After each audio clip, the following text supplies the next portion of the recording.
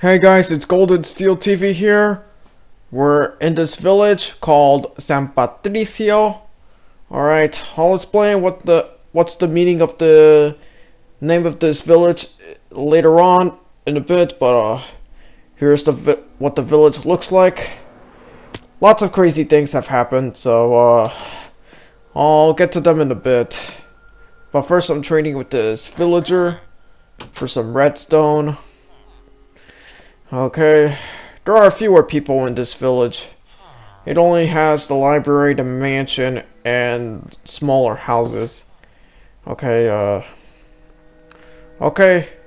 here's the name of the village, which will come up in a bit, but here it is. Welcome to San Patricio. Population 20 people.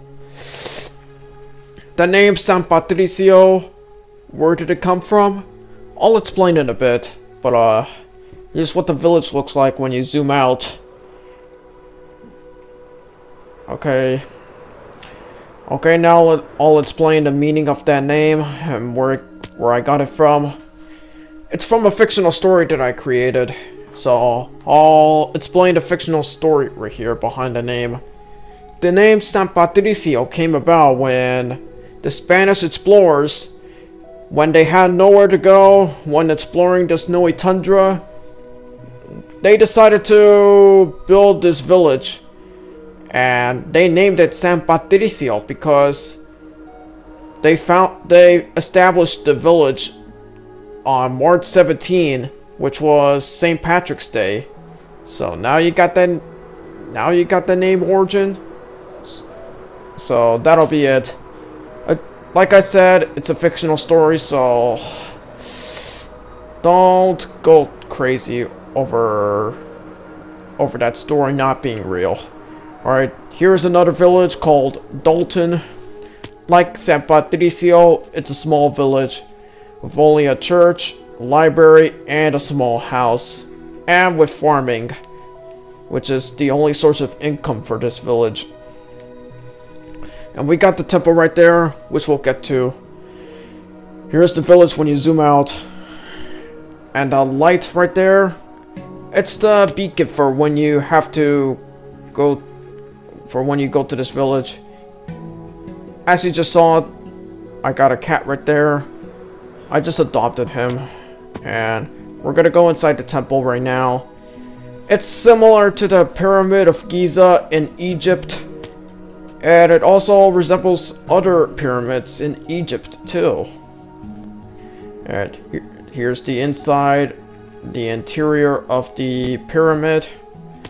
There's some stuff underground too, with some miscellaneous stuff and rarer stuff like gold, golden apple, and some bones. Although bones are common, they're pretty valuable because you know, you don't come across human bones that often because we bury humans in cemeteries, and so finding a human bone is rare, so they're valuable. I'm not talking positively about that, but I'm talking Minecraft. Here's the second level of the temple, the upper level. These are the only rooms that we got in this temple. And there's some more right there. But it's from a different island. Alright, we're gonna go take a look at it now. And that light right there is the beacon light for when boaters are nearing the village. Alright, here is the fountain with some water, and there's nothing else special about it. That's just it. And we got the shipwreck right there.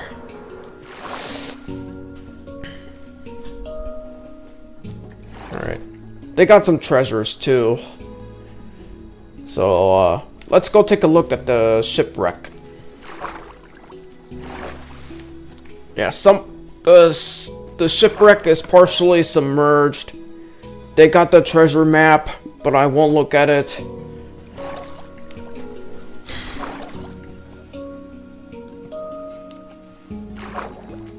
And there's another treasure chest.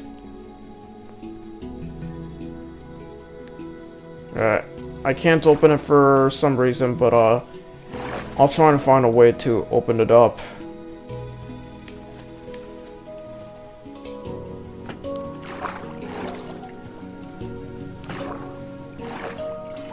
And here's another treasure chest with poisonous potato and some clean potato. Alright, that's all the shipwreck has. So let's go back to the village and explain some crazy stuff that happened over the past couple of weeks. I uploaded the Dead Frog short film, and it turned out to be good. The first time I uploaded, it turned out to be a blank video with just audio only. So I had to fix it and uploaded it again. This time, it was the version that everyone wanted. The one with the actual video and audio. So I got that fixed. So anyone that saw it first when it was uploaded with the audio and blank video, I apologize again. But it's already becoming a bit of a hit, so that's a good thing.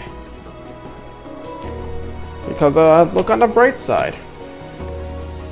Short films are getting popular on my channel, you know, because they like how good they are and how precise these videos are, you know.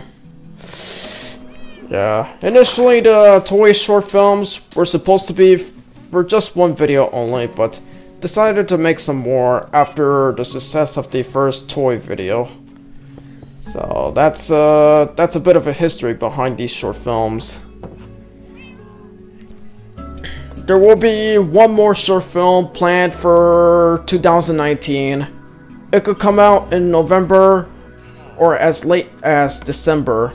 Hopefully I can get that video done by November, because that's the due date for that short film to be released. So I'll get there soon, write the script, film the video, edit it, and get it uploaded to YouTube. Okay, enough. I've also been tracking down Hurricane Dorian that devastated the Bahamas and hit Florida and the Carolinas. I tracked it down, and because it was gonna be a hurricane that would last for days, I decided to make 2 videos about it. So if you haven't seen these videos, then go to my channel and you'll find the Hurricane Dorian videos.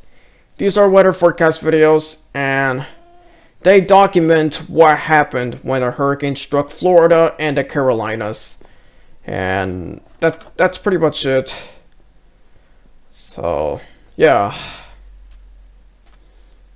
The reason I make these weather forecast videos is because, other than just making gaming videos and short films, I can make videos that are informational, like tell the weather and explain what was the weather like during these historical weather events, during like hurricanes, tropical storms, and blizzards, severe weather outbreaks, and bizarre weather too. Weather forecast videos are mostly done for the Chicagoland area, but in the event of a historical weather event like a hurricane or a polar vortex or a blizzard, should I say, I go down to these places like in the south or the east coast and get the coverage of these historical weather events to preserve the memory of what happened, because when these kids grow older and want to know what happened that night and during these historical weather events, they could go watch these videos and show them to their children and their grandchildren when they get older. When they tell them the story of how they survived, blah blah blah, historical weather events. So, yeah. Okay, fuck the YouTube stuff. We've already covered it, so let's get to real life stuff, other than YouTube. Okay, in sports, there were some crazy football stories that occurred during the past few weeks. Alright, I'll get to them in a bit, but first, we're putting the cat in the boat because we're leaving Dalton to bring him to his new home, which is in Queenstown, so that'll be it. Okay, now on to the real life sports stuff. First, Andrew Luck suddenly and unexpectedly retired after just 7 years with the NFL. He had a solid career, but unfortunately, they were marred with injuries that he sustained in a two-year span from 2015 to 2017. But it's not his fault that he got injured. It's the Colts organization's fault for not giving him the best O-line that he would have had in his prime. Like back from the years 2015 and 17, they could have been his prime years if he wasn't injured. The Colts just didn't draft anyone that was a good offensive lineman, and he kept getting injured and had to miss the entire 2017 season after a shoulder surgery to repair the injury in his shoulder, and then came back the following season, which turned out to be one of the finest seasons ever. After they drafted an offensive guard, Andrew Luck had one of the best years of his career, and once he retired unexpectedly, it turned out to be his last season with the Colts and with the NFL. So, he unexpectedly retired during the preseason game between the Bears and the Colts, and everyone there booed Andrew Luck when he walked down the field. It was disrespectful of them for booing Andrew Luck because it's not his fault that he retired, but rather it was the Colts organization fault. Like I said, it was the Colts organization's fault for not giving him the best O-line that he could have had during his prime years. So I'm really pissed about it, you know? Alright. Whatever Andrew Luck is doing now since announcing his retirement, let him enjoy his retirement, so I hope he does well in his retirement. I wish him the best. So, that's it. Okay, second, Antonio Brown made headlines throughout August and early September. He hurt his foot in the cryotherapy session, and when you take a look at the pictures of his feet, they look disgusting. And then he filed a grievance against the helmet policy, which wouldn't let him wear his favorite helmet, which is banned because it was considered unsafe. So, and he lost the grievance, so he filed a grievance again, and once again, the grievance was denied, and he couldn't wear his favorite helmet. So he would threaten to retire from football if they didn't let him wear his favorite helmet. Oh, wait a second. There's the polar bear right there that I just saw. Oh, look at how cute he is. Oh. Alright. Okay, back to sports stuff. Antonio Brown missed out on training camp because of these grievances that he filed against the NFL. And like I said, he threatened to retire from the NFL if they didn't let him wear his favorite helmet. They didn't let him, of course, because they said no to his favorite helmet because it's considered unsafe. The NFL has tried their best to keep their players safe from concussions, so they've banned some of the older helmets to make helmets safer and to make the game safer. So that's fair, you know. But things would get even weirder and strange when he whined about these fines that he received from missing out on training camp, and everyone started calling him Antonio Clown because he's a diva wide receiver and lashes out for nothing. So everyone's calling him a clown and a diva.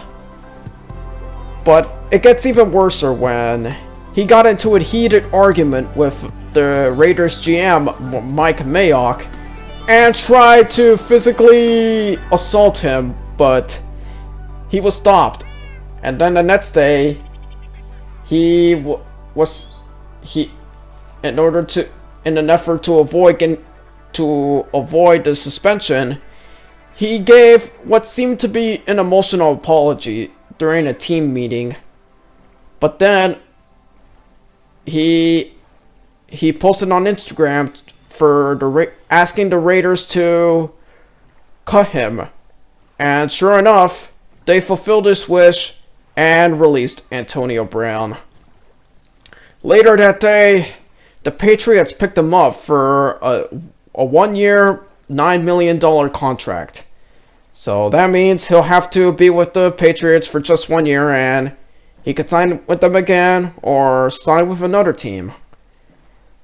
Some believe he might have orchestrated the trade to the Patriots, or actually the getting released from the Raiders, because he didn't want to because some people believe he didn't want to play for the Raiders in the first place. He wanted to play with the best quarterback in the league, which is of course Tom Brady, because why not? He's the GOAT. So yeah, playing with Tom Brady. So now that he's with the with the Patriots, he and Julian Edelman and Tom Brady could be explosive on the field. However, things get even weirder. His former trainer filed a lawsuit against AB and for sexual assault. I don't think he ever sexually assaulted his former trainer. I mean, some people say the woman that's filing a lawsuit against him is asking just for money and nothing else, because some people file lawsuits for selfish reasons, like for money or just simply for no reason. Yeah, which is ridiculous and stupid. You know? Okay. He will actually play, but whatever the lawsuit's about, he's innocent till proven guilty. But I don't believe he would do that stuff, because some people file lawsuits for no reason, or simply to damage someone's reputation when there's no physical evidence. I don't blame the accused. I don't blame the guys who falsely did that, but who didn't do anything wrong. But the accusers must have evidence to support what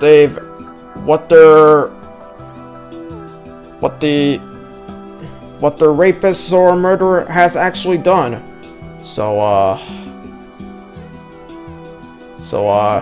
when you accuse someone of something that did something wrong to you, you must have evidence for that. Or else, you'll be exposed for lying. You know? Yeah, that's stupid. Oh, okay, enough of the AB and Andrew Luck stuff.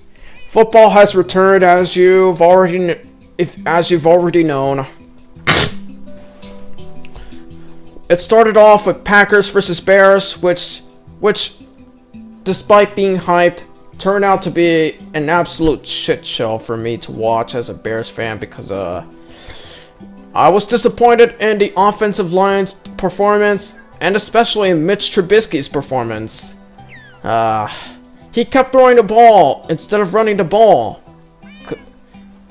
Or at least giving the ball to a running back. Because all he's trying to do is show that he could throw, but he needs to work a little bit more on that. Other than that, the Bears defense did alright as always. Under their new defensive coordinator, Chuck Pagano. My first impressions of him is he's a good defensive coordinator. No complaints about him. So that's it. Aaron Rodgers also did okay under his new head coach, Matt LaFleur.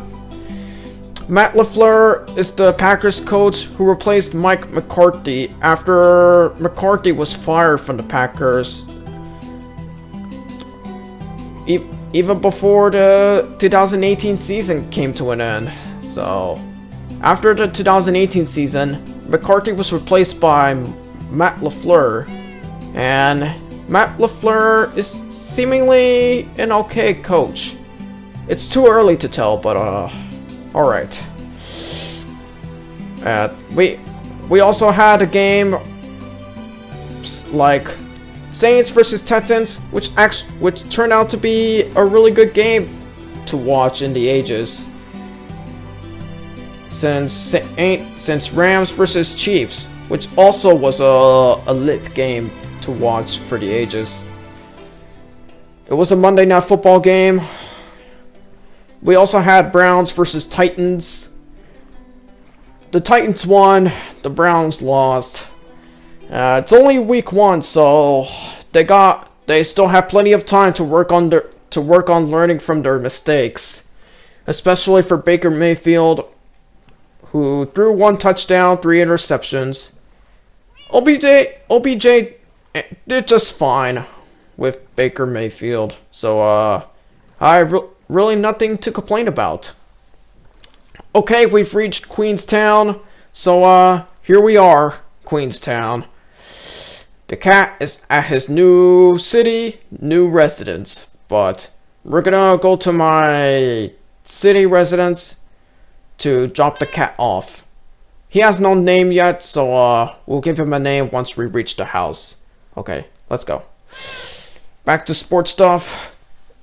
The Titans did surprisingly well. The Titans are definitely one of the most underrated teams in the league. They're sadly not talked about too much because they're in a small market city called Nashville. Nashville's a great city, don't get me wrong, but the media doesn't talk about them too much. They got a good quarterback in Marcus Mariota, a great running back in Derrick Henry. So I have nothing to complain about them. Whatever. Whatsoever, you know. We had Steelers versus Patriots. Ben Roethlisberger didn't play like his usual self. He's in decline, believe me. He didn't perform so well. So he didn't score, he didn't throw a touchdown or anything. He just didn't do well. The Patriots won against the Steelers, and that was it. We also had Cowboys versus Giants. Daniel Jones appeared for only a short time, and he ended his playing time when he fumbled the ball and lost it to the Cowboys. Oh yeah, I almost forgot.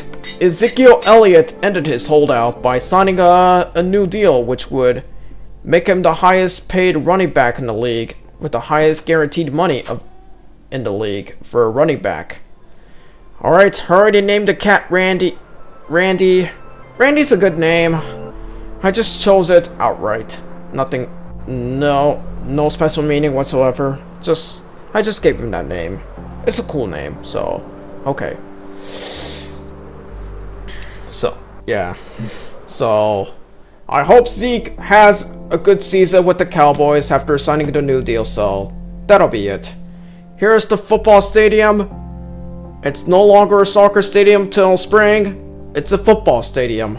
So, yeah. We got the international flags hanging around the stadium, so, for those who are about to ask about these flags, the country's flags go as follows: Germany, France, Canada, America, Mexico, the UK, Brazil, Italy, Poland, Russia, Norway, Sweden, Denmark, Australia, Switzerland, Spain, Portugal, Japan, India, South Korea, China, Jamaica, Netherlands, and Ireland. So these are all the country flags that are hanging around the stadium. For those of you watching from these countries, I hope you feel honored to be watching this video. So no matter where you're from, no matter what country you're from, no matter what state you're from, I hope you feel honored to be watching this video and to be checking out my channel. So yeah. So they make the stadium look a bit cooler, so that's why I hung those flags too. Soccer is an international sport, and football is also popular around the world, so I hung those flags because these sports are known worldwide. And yeah, these are my cats, Daniel, Garfunkel, Carson, and Jim. And that's all the cats I can show you for now. Okay guys, thank you guys for watching, and I'll see you guys next time.